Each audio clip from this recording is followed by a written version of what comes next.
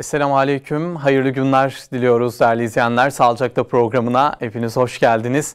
Bu hafta konuğumuz Profesör Doktor Caferi Teyyar Selçuk ve kendisi plastik cerrahi uzmanı. Yarık, dudak ve damağı konuşacağız. İnşallah bu konuyu konuşacağız. Önemli sorularımız var. Sizleri de programa bekliyoruz değerli izleyenler. WhatsApp hattımız sizler için sürekli açık olacak, sorularınızı iletebilirsiniz. Canlı yayın telefon hattımızı da arayıp sorularınızı hocamıza iletebilirsiniz. Bu hatırlatmayla programı açıyoruz. Profesör Doktor Caferi Teyyar Selçuk, hoş geldiniz. Hoş bulduk, teşekkür ederim. Ayaklarınıza sağlık. Sağ olun, davetiniz için teşekkür ederim. Çok sağ olun hocam. Ekibimiz adına da çok teşekkür ediyoruz. İzleyenlerimiz adına da vereceğiniz katkı için çok sağ olun. Öncelikle tanımak isteriz sizi tabii. Caferi Teyyar Selçuk kimdir? Biraz sizden bahsedip konuya geçelim. Evet. Caferi Teyyar Selçuk ismim. Ankara doğumluyum. 2009 yılında Diyarbakır'da mecbur hizmette göreve başladım. 2010 yılında Dicle Üniversitesi Fakültesi'nde yardım doçent olarak göreve başladık. Şu anda profesör olarak 2 yıldır devam ediyorum. Evet. Yaklaşık 14. yılım Diyarbakır'da. Bu şekilde hizmete devam ediyoruz. Peki hocam, kolaylıklar diliyoruz. Teşekkür ederim. Diliyoruz sizlere. Önemli bir konu aslında. Daha doğrusu aileler karşılaşınca anne babalar tedirgin oldukları evet. konuyu konuşacağız. Damak, dudak yarıkları. Öncelikle çeşitlerinden bahsedelim. Sonra nedenleriyle de devam edelim hocam. Evet. Şimdi dudak damak yarığı dediğimiz zaman zaten çocuk doğardığımız aile farkına varıyor. Dudağında halk arasında tavşan dudak deniliyor. Yarıklık olması görünür bir halde kendini gösteriyor. Damakta da damak ağız içindeki damak kısmındaki yarık olmasını tanım olarak yapıyoruz dudak damak yarığı dediğimiz zaman. Bunların bahsettiğiniz gibi çeşitli tipleri oluyor. Evet. Yani bir dudak yarığı dediğimiz zaman bazen hafif bir çentiklenme oluyor dudağın kırmızı kısmıyla beyaz kısmının geçiş yerinde. Bu da dudak yarığıdır. Bazen komple burnu içerecek şekilde komplet dudak yarığı dediğimiz burun şeklini bozacak kadar ileri derecede dudak yarıkları olabiliyor. Bunlar beraber de olabiliyor. Tek başına dudak yarığı ve damak yarığı diye ya da iki taraflı dudak yarığı olabiliyor. Bu nedenle çok basit bir ameliyatla düzelebilecek bir dudak yarığı ya da damak yarığı varken çok komplike ameliyatlar gerektiren, seans ameliyatlar gerektiren, sıkıntılı sürecin bekleyen ailenin çeşitli tedavi yöntemleri var. Tiplerinde dediğimiz gibi dudak yarığında inkomplet ve komplet olarak genellikle yani tam olmayan dudak yarığı dudağın bir kısmını içeriyor ya da tamamını içeren yarıklar olarak sınıflandırıyoruz. Damak yarıklarında da aynı şekilde damağın tamamını içermeyen bir kısmını içeren yarıklar ya da tamamını içeren yarıklar olarak ana başlık olarak sınıflandırıyoruz. Evet. Bir de alveol dediğimiz bu dişlerimizin çıktığı yer var. Buralarda yarık olabiliyor, açıklık olabiliyor. Bunları da alveolar yarık olarak sınıflandırıyoruz. Evet. Ve tüm bunlar plastik cerrahinin alanına giriyor. Sizin müdahale ettiğiniz evet. şeyler. Peki doğumdan hemen sonra fark ediliyor değil mi hocam? Tabii. Yani ilerleyen yıllarda da ortaya çıkabilen bir şey değil. Değil. Doğuşta olan bir şey. Hatta artık evet. Günümüzde ultrason geliştiği için gebelikte bile aile iyi bir kadın olunca bakıyorsa ultrasonda çocuğunuzda dudak yarığı ya da damak yarığı var bilginiz olsun diye aileyi o dönemde de hazırlıyor. Evet. Ailenin erken dönemde bilmesinin avantajı şu oluyor. Hem psikolojik olarak hazırlanmış oluyor hem de tedavi yöntemlerini araştırıyor. Doğar doğmaz artık en ideal tedaviyi bilmiş oluyor. Ne yapacağını kafasında oturtmuş oluyor. Bu da evet. Aileyi rahatlatan bir etken oluyor. Anne adayına özellikle psikolojik destek şart diye bir başlık koyduk. Ondan da bahsedelim hocam ama nedenleri neler? Neden böyle bir yarıkla doğuyor çocuklar? Yani kesin şu neden demek çok zor ama bir sürü etken sayılıyor. En başta genetik faktörler deniliyor. Evet. Aile bireylerinde varsa geçmişinde büyüklerde ya da kardeşinde bu bir etkendir. Annenin hamilelik sırasında kullandığı bazı ilaçlar, alkol kullanımı, bazı psikiyatrik ilaçlar gibi bunlar etken olabiliyor. Ama bunların hiçbir olmadığı halde çocuk doğarken dudak ya da damak yarığıyla doğabiliyor. Evet. Bu hani o nedenle %100 şu etkendir demek doğru değil. Bir sürü etkenin birleşimiyle oluşan bir hastalık diyebiliriz. Evet, peki. Özellikle anne karnında öğrendi diyelim anne adayı, özellikle anne babalar ya da doğumdan sonra öğrendiler bunu. Biraz bilmediğimiz bir şey olabiliyor bu ve bu ne diye bir tepki verebiliyoruz hocam, korkabiliyoruz. Biz çok ciddi bir sıkıntı mı diye tepki de verebiliyoruz. Onun için anne adayına psikolojik destek şart başlığını da koyduk. Nasıl düşünmeli aileler, nasıl tepkiler vermeli? Bir kere ailelere şu yönden hani tabii bu dediğimiz gibi dudak damak yarıklarının şiddeti de önemli. Evet. Çok ileri evre bir dudak damak yarığı mı yoksa basit bir dudak yarığı damak yarığı mı? Zaten basit bir dudak damak yarığıysa tedavisinin çok başarılı sonuçlar elde edildiğini hastayı bilgilendirmek lazım. Bu hastalığın bir zeka geriliği gibi yan etkenlerinin olmadığını bilmesi lazım. Görüntüsellik için ya da konuşması için tedavilerin düzenlenmesi gerektiğini bilmesi lazım. Zaten birazdan ilerleyen vakitlerde tedavilerden bahsedeceğiz. Bu yönden aileye en azından hani nörolojik durumunun, akıl sağlığının yerinde olduğunu, sadece görüntüsel olarak bir probleminin olduğunu, bunların da iyi tedavi yöntemleriyle zamanında yapıldığı zaman başarılı sonuçların olduğunu bilgilendirerek en azından özürlü bir çocuk olmayacağını ailenin bilmesi önemli oluyor. Evet.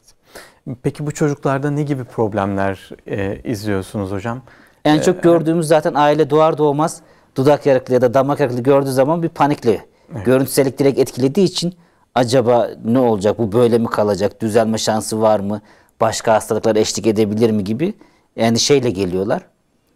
Biz tedavi süreçleri hakkında bilgilendiriyoruz zaten hastalarımızı. Biraz önce bahsettiğim gibi genellikle ek hastalık eşlik etmez ama iç organ hastalıklarıyla bazen beraber olabiliyor. Böbrek hastalıkları olsun, kalbi ilgilendiren problemler olsun, ellerle ilgili görünen kısımlarla ilgili anormalliklerle eşlik edebiliyor bu dudak damak yarıklarına. Ya da çene geriliği gibi Pierre Robin sendromu dediğimiz sendromlar eşlik edebiliyor. Bu nedenle biz hastalarımıza özellikle gebelik sırasındaki takiplerin iyi yapılmasını, çünkü böyle bir şey ultrasonda belli oluyor, tanı konulabiliyor.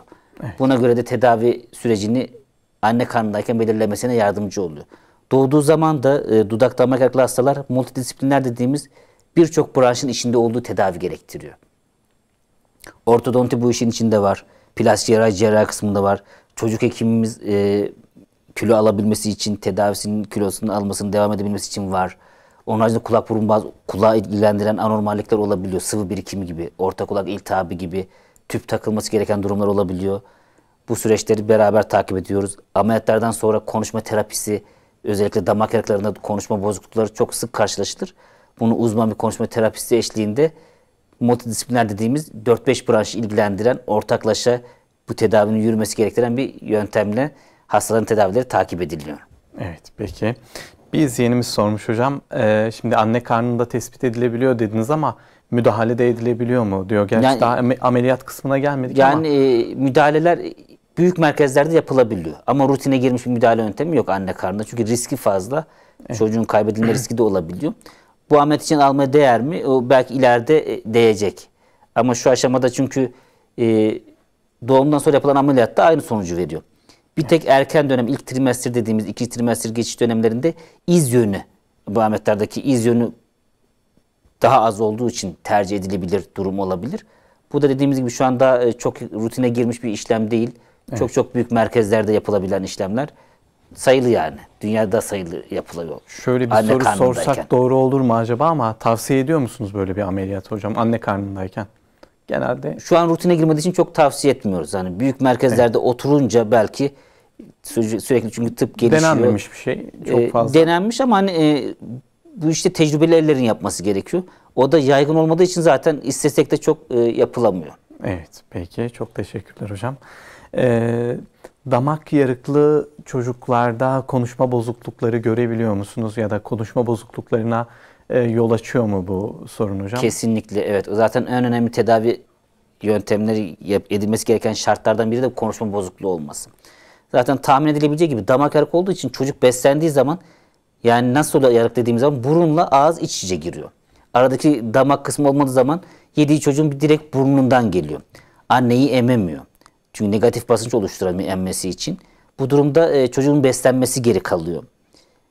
İleride konuşmaya başladığı zaman konuşmamızda damak çok önemli. Hem kas yapısı olarak hem de burunla ağzı ayırdığı için konuşmayı, normal konuşmaya büyük etkisi olan bir yapı. Bu tam bütünlüğü olmadığı zaman, kas onarımı yapılmadığı zaman konuşmayı çok bozuk oluyor. Ameliyat edildiği zaman da konuşma terapisi görmezse ya da ameliyat tam düzenli yapılamazsa yine konuşabiliyor ama bazı sesleri çıkartmakta zorlanıyor çocuk. Evet. Burundan konuşma gibi normale göre daha farklı konuşuyor. Ve bu da kendini asosyalliğe vurdurmaya çalışıyor bu sefer çocuk. Sosyalleşemiyor. Okulda arkadaşlarının içinde çok konuşmuyor. Geri kalıyor.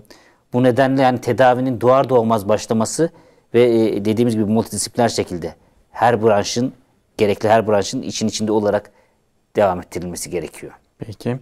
Biz yenimiz dudağı fark edebiliyoruz ama damaktaki sorunu nasıl fark edeceğiz? Damak da fark ediyor. Zaten anne ilk emzirdiği zaman bir bakıyor burnundan geliyor. Ya da çocuk ağladığı zaman ağız içine bakıyor ister istemez aile. Görüyor damağında bir açıklık var diyor.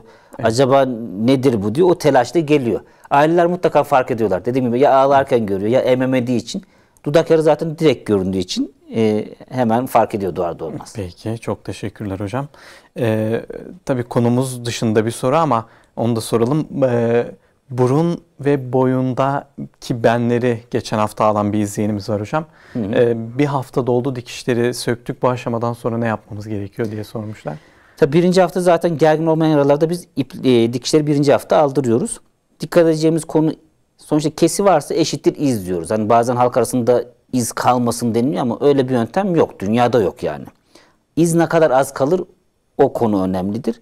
Bunun için de yaranın gerginliği en başta önemlidir. Eğer küçük bir et beni ise gergin değildir. Rahatlıkla kapanır ve iz az kalır. Yardımcı onun için de etkenler nelerdir? Nemlendirmesini istiyoruz. Evet. Yazın güneş olduğu zaman güneş koruyucu krem kullanmasını istiyoruz ki güneş ışınları koyu pigmentasyon bırakır. Normal iz beyaza yakındır. Beyaza yakın bir iz olsun diye güneş koruyucu öneriyoruz. Bir de iz azaltıcı kremler var. Bunlar mucizevi kremler değil. Tamamen yok etmiyorlar ama etkinlikleri gösterilmiş. Evet. Farklı ürünler var. Piyasada, eczanelerde satılıyor. Bunlar ilk dönemde dikişler alındıktan hemen sonra başlanıyor. Yaklaşık 3 ay civarı kullanılıyor. Ne kadar hastada etkinliği olursa bu kremleri kullanmasını öneriyoruz. Peki. Bu arada burundaki 3 dikişli bir şeymiş hocam. Dikiş sayısı bizim için çok önemli değildir. Değil o, tabii ki. Dikiş sayısından ziyade kesinin büyüklüğü ve gerginlik önemlidir. Evet. İzi belirleyen dikiş sayısı değildir. Büyüklük ve gerginliktir en önemlisi. Peki. Çok teşekkürler hocam. Şimdi şöyle bir sıkıntı oluyor. Tedavi edilmediği zaman özellikle özgüven eksikliğinden dolayı bu tarz çocuklarda özellikle okulda başarısızlığa kadar evet, bazı sıkıntılar yaşayabiliyorlar.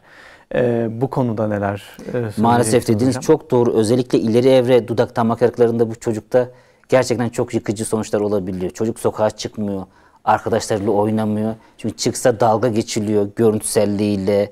Damağı yarıksa zaten konuşamıyor. Çocuk konuştuğu zaman bozuk sesi çıktığı için, anlaşılamadığı için bu sefer kendi içine kapanmaya başlıyor. Evet. Normal sokaktaki oyunlarında bile bu okul öncesi dönemde başlıyor. Okul döneminde daha kalabalık bir ortam. Yaşıtları bu sefer kendini dediğimiz gibi kısıtlıyor.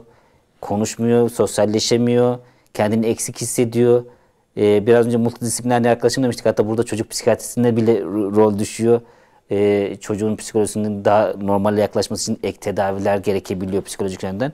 Ve en başında tabii bu süreci en iyi atlatabilmesi için ailelerin bilinçlenmesi lazım. Evet. Doğuştan itibaren bu tedavinin başladığını, çünkü farklı dudak yarıklarında tedavi süreci farklı, damak yarıklarında farklı. Bazı durumda ortodonti tedaviye girecek, bazı durumlarda plastik cerrahi, bazı durumlarda kulak burun boğaz, konuşma terapisi gibi. Yani hepsinin yapılması gerekiyor. Evet, peki.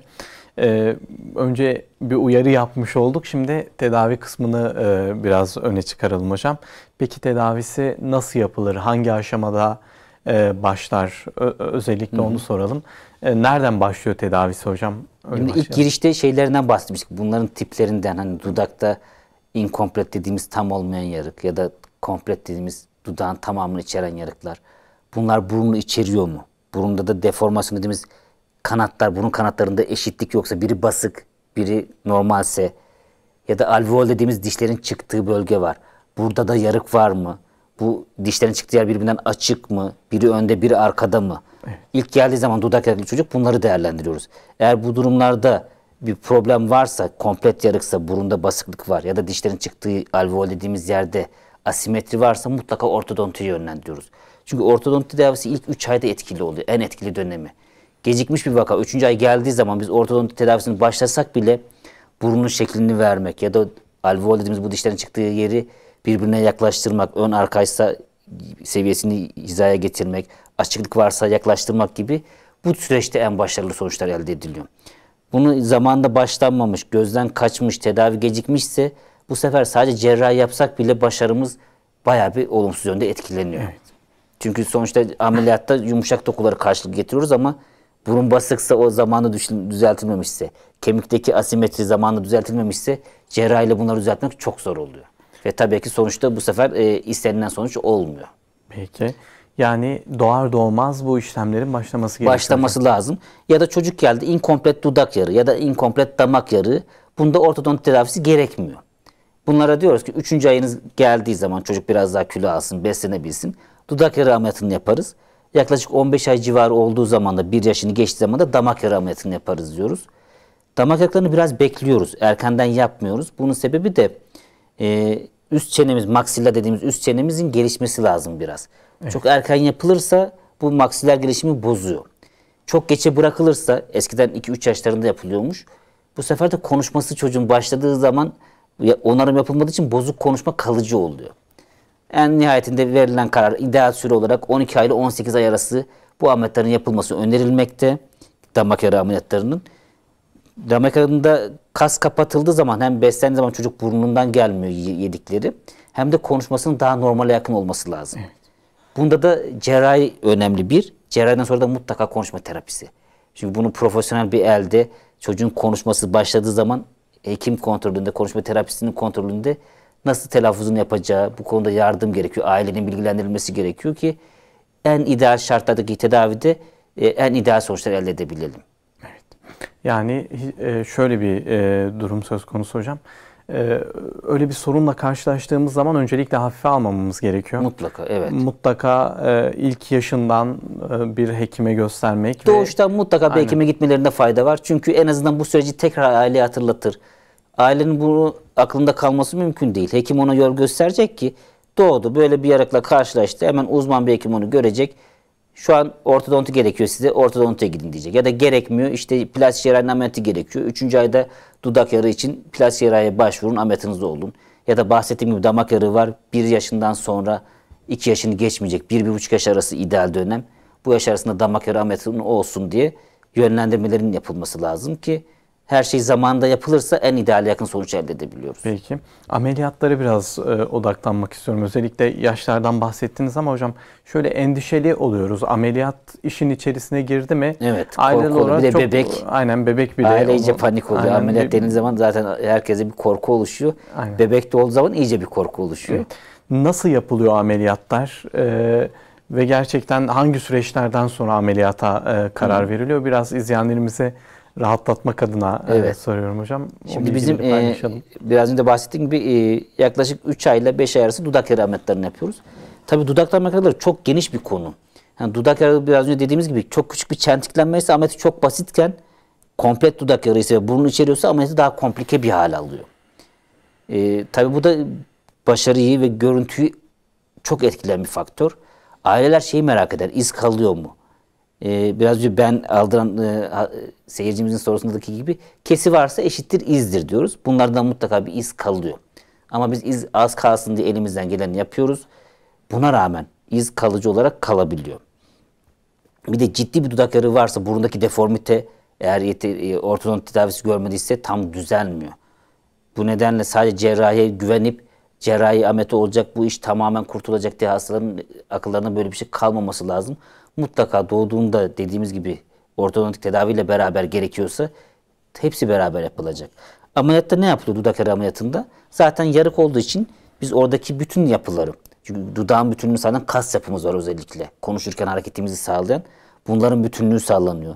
Dudak kenarlarının düzenli şekilde karşılıklı gelmesi, her bir tabakanın iç tarafının, kas tabakasının, dış tarafının, burun yapısı etkilenmişse burundaki normal anatomik yapının karşılıklı getirilmesi gerekiyor ki en ideal yakın sonuç elde edelim.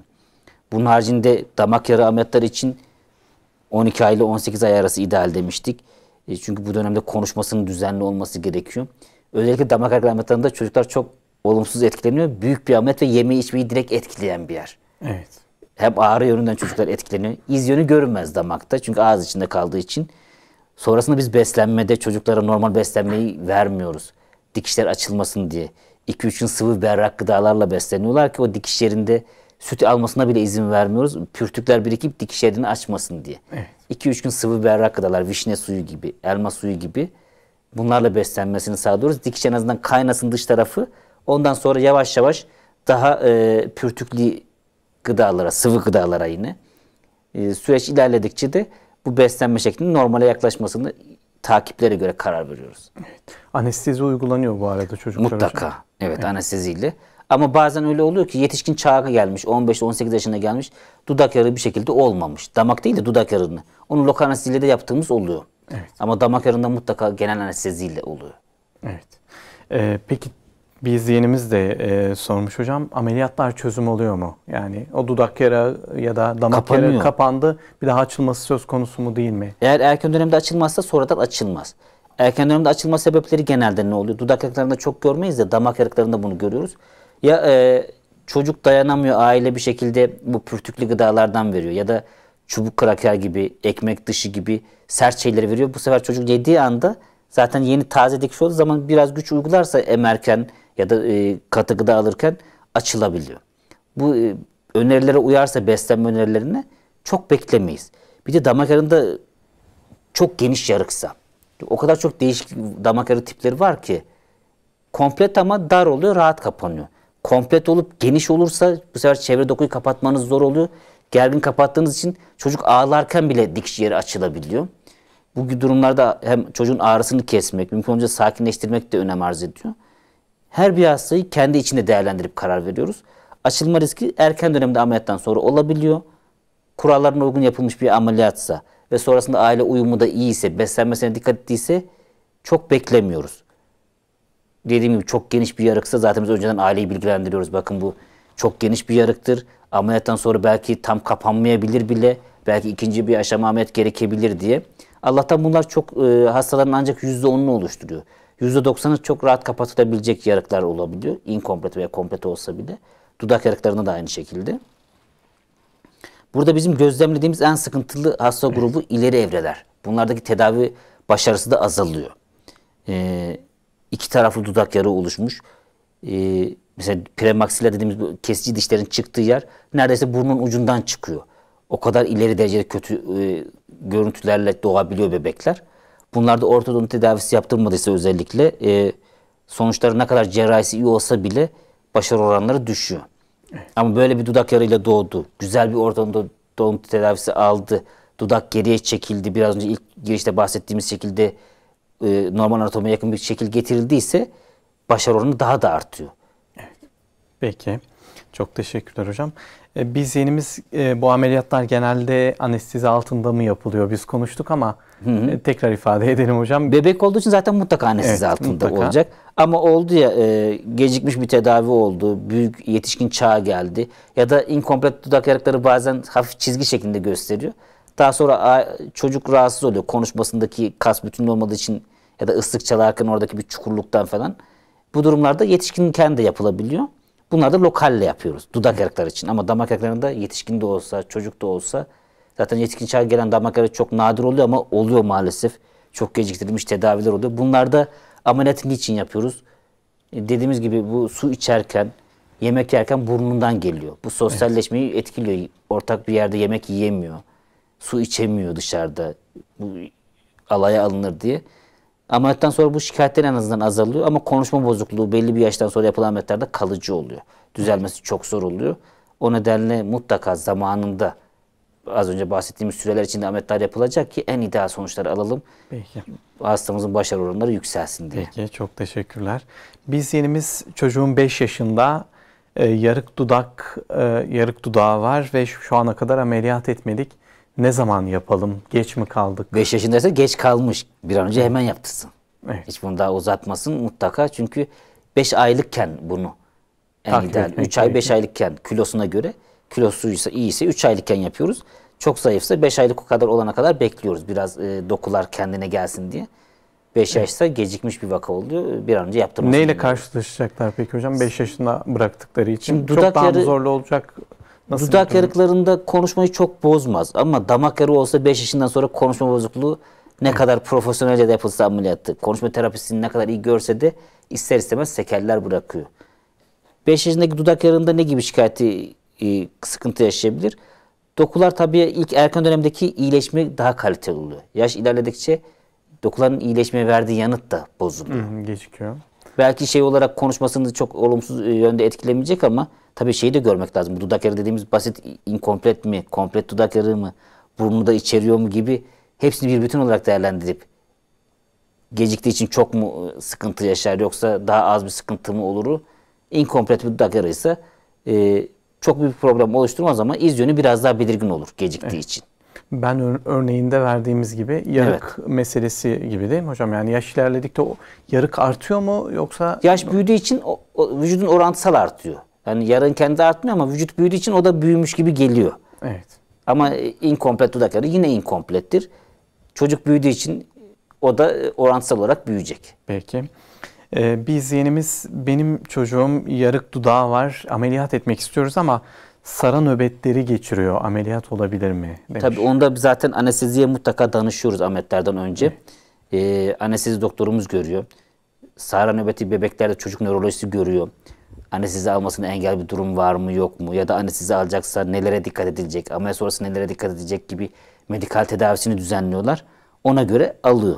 Yani epilepsisi var diye bu ameliyat olmaz diye bir durum yok. Şu an zaten tıbbi tedaviler çok geliştiği için hem epilepsinin tedavisi hem de ameliyatlar eş zamanlı rahatça yapılabiliyor. Evet.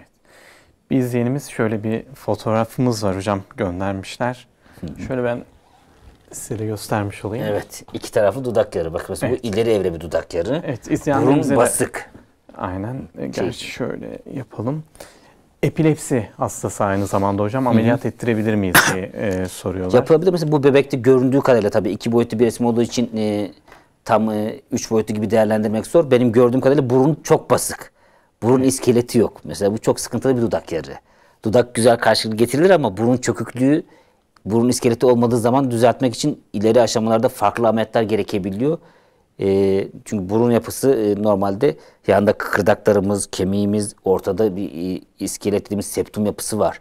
Bu burun yüksekliğini sağlıyor. Bu bebeğimizde gördüğüm kadarıyla bu burun yüksekliği yok. Evet. Muhtemelen orta kısım damakla beraberdir. Bu tek dudak yarığı değildir. Damak yarığı olmadığı için ve ortadaki septum olmadığı için basık gibi görünüyor resimde algıladığım kadarıyla. Evet. Dudak yarığı ilk aşamada yapılıyor bunlarda. Burun düzeltme gerekiyorsa erken dönem yapılabilecek bir işlem varsa yapılıyor. Ya da dediğimiz gibi ilerleyen süreçte farklı ameliyatlarla oralara müdahale ediliyor. Evet. Ben tekrar şunu takdim edeyim hocam. Tedavi geciktiği için böyle bir zamanla hal almış. Evet. Böyle bir fotoğraf var. Bunlar ileri evre dudak damak yarıkları. Evet. Mesela bu damak kapatılır. Dudak da kapatılır ama bu burundaki deformite seyircilerimiz de isterseniz görsün. Evet. Şöyle üçüncü kamerayla ama. İki resimde ileri evre dudak damak yarıklarından göndermişler. Çünkü burun yapısı şöyle, neredeyse... Evet. Şöyle bir fotoğrafımız vardı. Şimdi hocam tedavi gecikti diyor izleyenimiz. Ne yapabiliriz? Gecikti. Gecikmesinin zaten mecburen bir sıkıntısı yaşanıyor. Biraz önce bahsettiğimiz damakla ilgili özellikle konuşma bozukluğunun olması. Ama ne kadar gecikirse bu daha fazla oluyor. Evet. Yani en azından daha fazla geciktirmemek gerekiyor. Evet hocam. Nereden başlasınlar peki bu aşamadan sonra hocam? Bu aşamadan sonra temel olarak bir plastik cerrahi polikliniğine bir uzmanına görünecekler.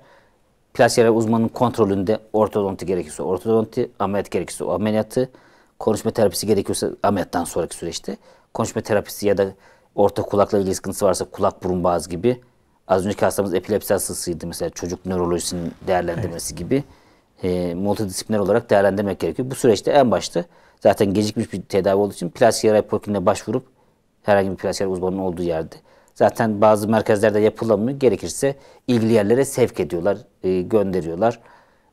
Ona göre hasta hem bilgilendiriliyor, hani nasıl bir sonuç bekliyor. Bazen hastaların beklentileri çok yüksek olabiliyor. Evet. Bu hastalarımız için de geçerli olabilir. Biz neleri sağlayabiliriz konuşacağız hastalarla. Ama umut var değil mi hocam? En azından. Damağı kapatılır mesela, dudak kapatılır ama iki hastamda da gördüm burun desteği hiç yok. Burun dudakla düz gibi resimde gördüğüm kadarıyla. Burun düzeltmek çok zor. Evet. Eğer burun iskeleti yoksa, burun komple bu yarıktan dolayı basıksa burnu düzeltmek çok zor. Peki. İzleyenimize de çok geçmiş olsun dileklerimizi iletiyoruz. Bir an önce tedaviye başlamanız gerekiyor. Hocamızdan bu bilgiyi almış olduk. En azından ne kadar düzeltilebilirse, %50 oranında başarılı olsa, %50'si en azından deformasyonun düzelmiş olur. Tamamen düzelmese bile, bu bile çocuğun beslenmesine fayda etmesi ya da dıştaki görüntüsünün bir nebze daha düzelmesi daha pozitif etki yapar. Evet. Şöyle tekrar olmuş olacak ama izleyenlerimiz de hep yaşla ilgili soruyor hocam. Ameliyatı hangi yaşlarda yapmalıyız? Bir daha önemli olanların altını çizerek tekrar ifade edelim hocam. İlk doğduğu zaman dudak yarıklı, damak yarıklı hastayı gördüğümüz zaman mutlaka bir hekimin görmesini öneriyoruz. Hemen görmesini. Çünkü hasta yakını bazı şeyleri atlayabilir. Erken dönemde başlayan tedavi ortodonti tedavisidir. Ama ortodonti tedavisi her hastada uygulanmıyor. Evet. Eğer burun şekli bozuk, basıksa, iki taraflı dudak yarığı var, bu ön taraftaki dudak kısmı çok yukarıdan, burun ucundan çıkıyorsa ya da damak yarığı var ve bu dişlerin çıktığı alveol dediğimiz yeri etkiliyor ve bu dişlerin çıktığı yer birbirinden ayrıksa ya da biri önde biri arkadaysa doğar doğmaz ilk hafta bu ortodonti tedavisi başlayacak ki kemikler yumuşakken şekil verilebilsin. Evet. Ortodontiler ne yapıyorlar? Özel aparatlar yapıyorlar. Damağı geri çekmek için, yaklaştırmak için, burun kanatlarını açmak için bu aparatlarla doku yumuşakken şekil verilebiliyor. Ama hasta geç kaldı. 3 aydan sonra 5. ayda geldi. Ortodonti tedavisi başlasak bile istediğimiz sonucu elde edemiyoruz.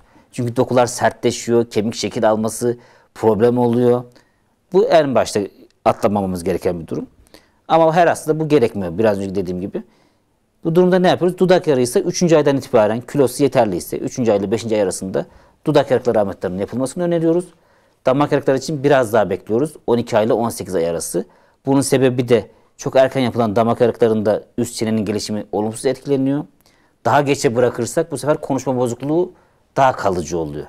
Evet. Nihayetinde varılan sonuç 12 ay ile 18 ay arası en ideal damak yarıkları için ameliyat süresi olarak belirliyorsunuz, tavsiye ediyorsunuz. Peki hocam. Şimdi şöyle bir soruyla devam edelim. Ameliyat öncesi o çocuklarda beslenme nasıl olmalı? Aileler nelere dikkat etmeli? Bu soruyu da sormuş olalım hocam. Şimdi tabii şiddeti bunu da belirliyor. Dudak damak yarığının şiddeti.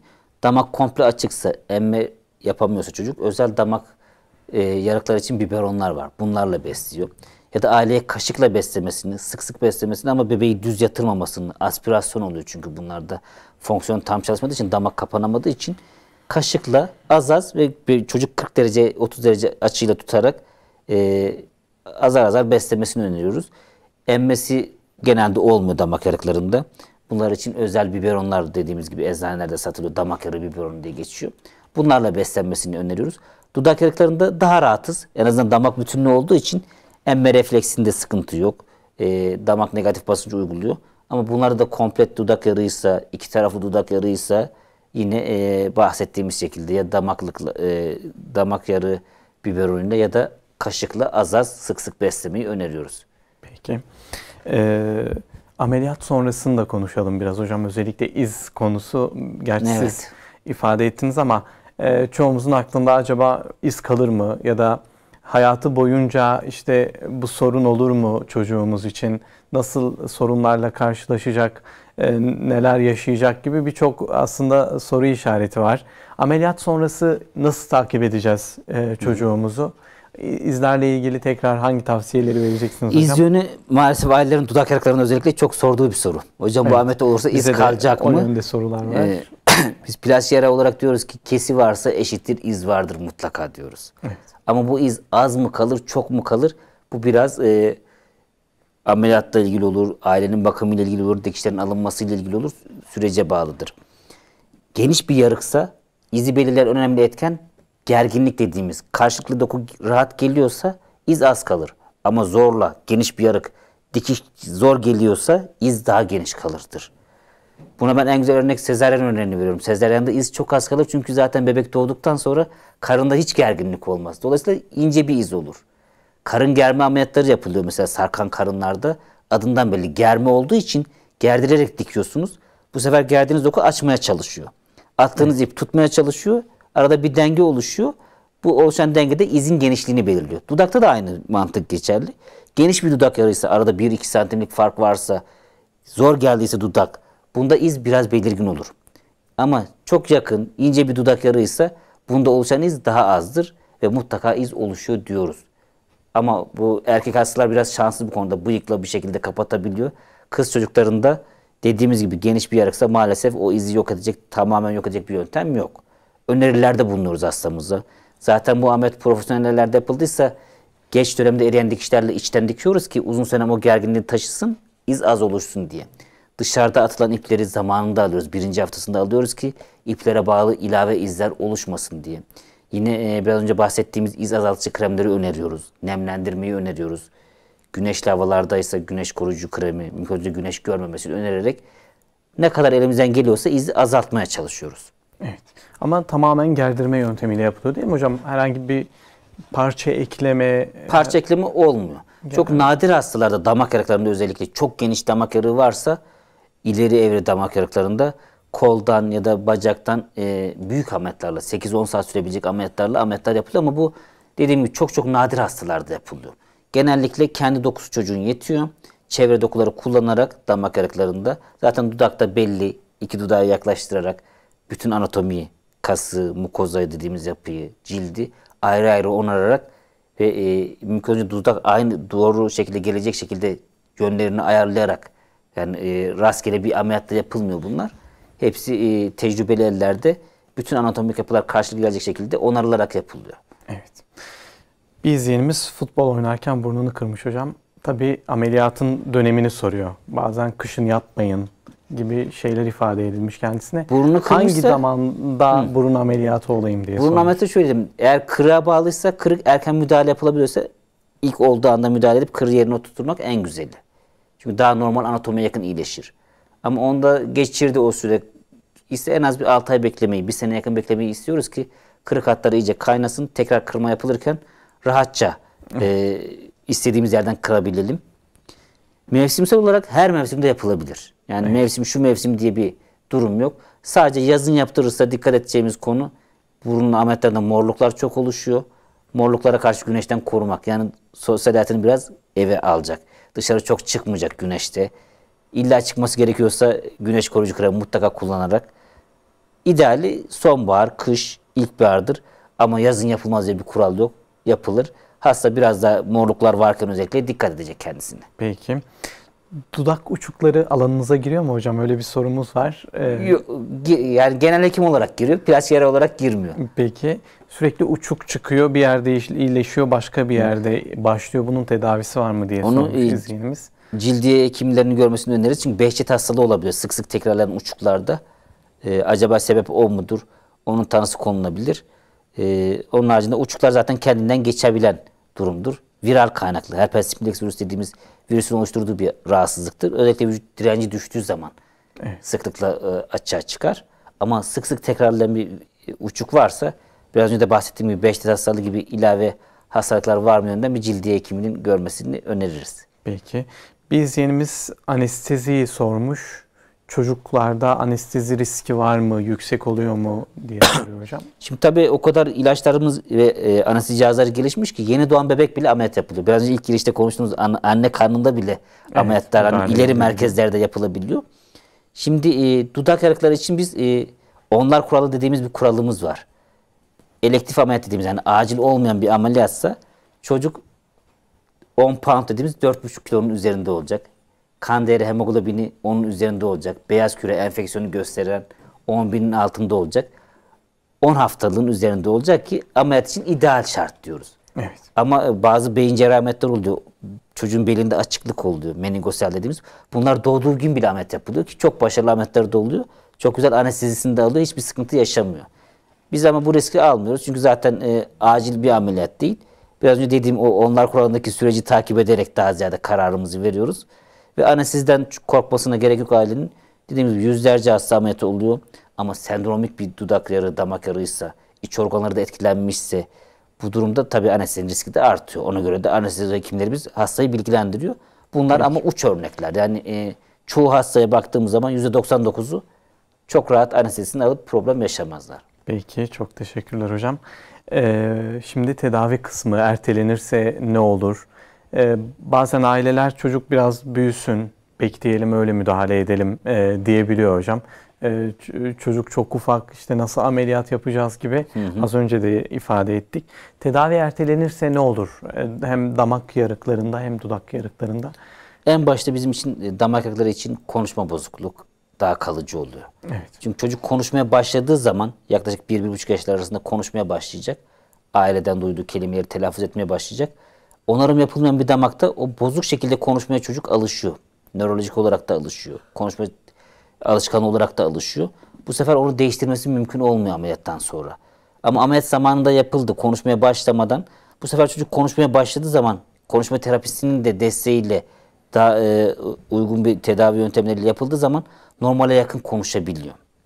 Ama bunlarda her zaman şunu söylüyoruz ki mutlaka dediğimiz gibi genişlik önemli, damak arasının tipi önemli, kas güzel karşılıklı getirebildiği mi önemli. Bunların hepsi beraber ideal olursa normale yakın konuşma oluyor. Evet. Ama bunların birinde bir problem varsa, çok geniş bir damak yarı ve kas karşılıklı gelmediğini düşünelim. Konuşma ister istemez bir miktar bozuk kalabiliyor. Ya da hasta konuşma terapisine ulaşamıyorsa, bazen yeteri kadar konuşma terapisti olmadığı için ulaşamıyor hastalarımız. Bu sefer tedavi o yönden eksik kalabiliyor.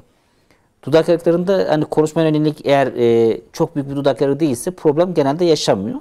Evet. Ama iz yönü daha gecikmiş olduğu için belirginleşiyor. Ya da geniş bir dudak yarığıysa bunlarda da konuşma etkileniyor. Peki. Geciktirildikçe. Peki hocam, çok teşekkürler. Profesör Doktor Abdullah Atlı hocamızın selamları var. Yayın için teşekkür ediyor. Bizler de kendisine teşekkürlerimizi iletelim. Kolaylıklar diliyoruz kendisine de. Çok çok sağ olsunlar. Peki hocam, damak yarığı kendiliğinden geçer mi? Böyle bazen böyle yanlış bildiğimiz ama doğru olarak inandığımız şeyler de oluyor. Biri kendiliğinden geçecek diyor ve orada kalıyor bilinçaltımızda. Biz de müdahale etmiyoruz çoğu zaman. Bu hastalık hem damak hem dudak için sormuş olayım. Kendiliğinden geçebilir mi hocam? Kendiliğinden geçmez. Mümkün değil. Evet. Çünkü orada bir müdahale yapılmadan o dokular birbirine gelip kaynaşmazlar. Şöyle bir şey atlanabiliyor damak yarıklarında. Bazen dıştan bakıldığı zaman yarık görülmüyor. Bütünlük var gibi. Hasta bunu fark etmeyebiliyor. Bunlarda şöyle oluyor. Damak kasları karşılık gelmediği için konuşma bozukluğu oluyor. Bu durumda neden aile nasıl fark edebiliyor? Ya küçük dili yok diyor aile, görüyor damağına baktığı zaman. Normal damak bütünlüğü devam ediyor ama küçük dil dediğimiz kısım olmuyor. Uvula dediğimiz. Bir de hekimin görüp anladığı şekilde o kas gelmediği için orası çok ince bir zar gibi oluyor. Damağın üst kısmı, burnunu ayıran kısım ince bir zar gibi olduğu için kas orada olmadığını fark ediyoruz. Ve bunlar tedavi edilmezse bozuk konuşmayla çocukluk çağlarına geçiyorlar. Tabii geciktiği için de kas onarımı bu sefer konuşmanın tamamı yakın normalleşmesi sıkıntı oluyor. Bunda ailenin de bazen yapacağı bir şey olmuyor. O nedenle hani şüphelendikleri bir durum varsa uzman bir hekimin görmesini mutlaka öneriyoruz. Küçük dili olmaması bile damak yarının bir bulgusu olabiliyor. Evet, peki. Bir izleyenimiz eşim 33 yaşında demiş. 2004'te dudak ameliyatı oldu. Damağı halen yarık. Şimdi yapabilir miyiz diye sormuş ameliyatı. Eğer çok genişse yetişkinlerde çok önermiyoruz. Damaklık takmalarını öneriyoruz. Ortodonti damaklık yapıyor. Çünkü burada dediğimiz gibi bu yaştan sonra konuşmasının çok düzelmesi beklenmez. Evet. Tedavinin faydası ne olur? Yemek yerken ya da su içerken burnundan gelmemesidir asıl amacımız. Bir de konuşmayı ne kadar düzeltebilirse. %10 faydası olsa bile ameliyatı öneriyoruz. Ama geniş bir damak yarığıysa zaten yetişkin olduğu için bu damak yarıklarının ameliyatları zor oluyor. Genişse kapatılacak doku kalmamış olabiliyor. Bu durumda hastaya riskler anlatılıyor ya da biraz önce bahsettiğimiz gibi ortodontik apareyle damakla dudak arasını ayırması öneriliyor. Evet. Ama dar bir damak yarığıysa ameliyattan mutlaka öneriyoruz. Çünkü konuşmasını biraz düzeltse bile fayda eder. En azından yemek yerken, su içerken bu biraz önce bahsettiğimiz hoş olmayan durum görülmez. Bunu görüp karar vermek lazım. Ve yetişkinlerde tabii ki başarı oranları çocuklara göre daha düşük oluyor. Dokular daha sert oluyor. Dokuları mobilize etmek, hareket ettirmek daha zor oluyor. Yetişkin olduğu için damak sonrası açlığa dayanamıyor. Özellikle 9-10 yaşlarında çocuklar kaçamak yemekler yiyorlar. Bu da açılmalara neden olabiliyor. Hastamız gerçi 33 yaşında, yani daha uyumlu olur ama süreç biraz yorucu olabiliyor. Bir de dediğimiz gibi görmek lazım. Çok geniş bir damak yarığıysa, kapatılamayacak gibi ise aparayı önereceğiz. Ama dar bir damak yarığıysa, rahatlıkla kapanabileceğini düşünüyorsak ameliyat öneriyoruz bunlarda. Evet, görmeniz gerekiyor. Evet. Programımızın da yavaş yavaş sonuna geliyoruz. Son 5 dakikasına girdik hocam. Özellikle genel ifadelerle hem tavsiyelerinizi alalım. Bir de yenilikler neler, yeni tedavi yöntemleri neler bu konuyla ilgili, özellikle onları da sizden duymak Tabii isteriz eskiye hocam. göre kıyasladığımız zaman hani bunların ameliyat edilmesi bebekken bir kere ameliyat edilemiyordu. Hem anestezinin riskleri nedeniyle Hem de sonuçlar damaklarla ilgili yeteri tecrübe olmadığı için hekim sayısından tutun alet edevata kadar. Günümüzde tabii bu her gün bir basamak konularak gelişmiş. En azından ameliyat süreleri daha netlik kazanmış. Yapılan ameliyatların başarı oranları artmış.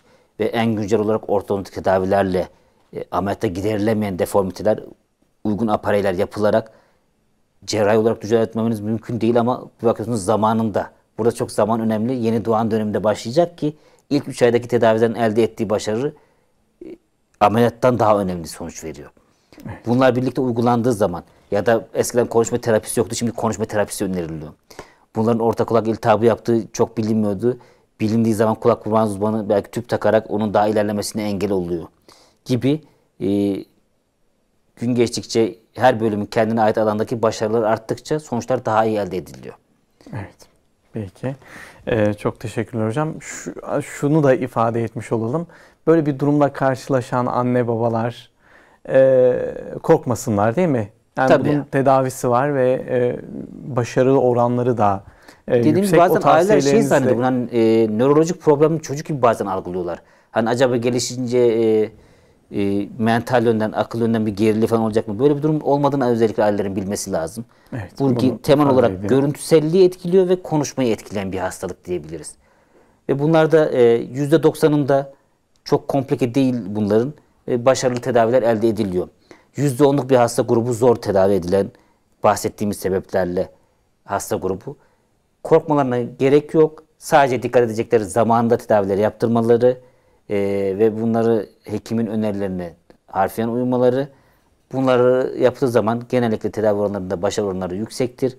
Bu psikolojiyle, bilinçle daha kendilerini rahat tutmaları öneriliyor. Peki.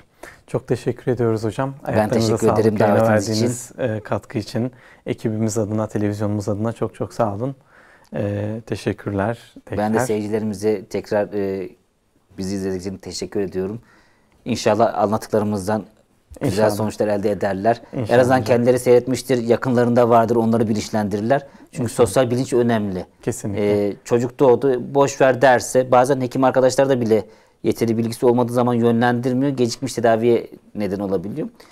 Genellikle biz plastik cerrahi stajındaki arkadaşlarımıza hep sürekli söyleriz. Bakın ben sınav sorularında da genelde bunu sorarım ki böyle bir bebekle karşılaştıkları zaman ne yapacaklarını bilsinler diye. Yönlendirme zamanında yapıldı mı iyi oluyor. Evet, peki çok teşekkürler. Tekrar ayaklarınıza sağlık. Değerli izleyenler, Profesör Doktor Caferi Teyyar Selçuk hocamızı bugün ağırladık. Yarık, dudak ve damak konusunu konuştuk. Birçok sorumuza cevap verdiler. Kendisine tekrar teşekkür ediyoruz. Haftaya yeni bir konu ve konuğumuzla tekrar huzurlarınızda olmak ümit ve duasıyla. Hoşça kalın. Allah'a emanet olun.